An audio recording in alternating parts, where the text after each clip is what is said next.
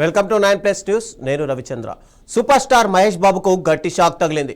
ఆయనకు చెందిన ఏఎంబి సినిమాస్తో పాటు తెలంగాణలోని మరో 4 థియేటర్లపై జీఎస్టీ అపిలేట్ ట్రిబ్యునల్ అంటే జీఎస్టాట్ కొరడా జులిపించింది. మూవీ టికెట్లపై జీఎస్టీ రేట్లు తగ్గిన ఆ ప్రయోజనాలను ప్రేక్షకులు ట్రాన్స్ఫర్ చేయకుండా లాభపడ్డారని ట్రిబ్యునల్ నిర్ధారించింది.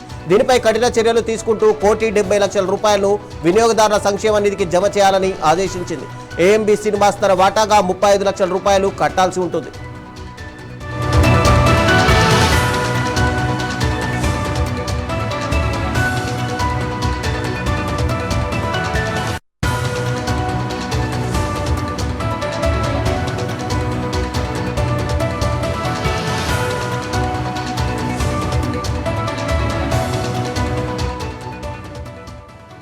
కేంద్ర జీఎస్టీ చట్టంలోని యాంటీ ప్రాఫిటీరింగ్ రూల్స్ ని ఈ థియేటర్లు ఉల్లంఘించాయని జీఎస్టాట్ స్పష్టం చేసింది. 2019 జనవరి 1 నుంచి సినిమా టికెట్లపై జీఎస్టీని తగ్గించారు.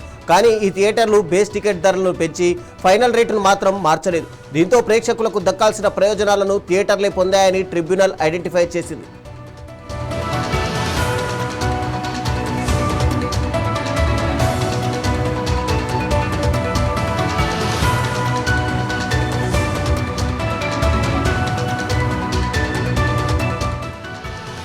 తెలంగాణ ప్రభుత్వం ధరల పెంపునకు అనుమతి ఇచ్చిందన్న ఏఎంబి వాదనను జీఎస్టాట్ తోసిపుచ్చింది. ప్రభుత్వ అనుమతులు ఉన్న కేంద్ర జీఎస్టీ నిబంధనల నుంచి మినహాయింపు లభించదని తేల్చి చెప్పింది.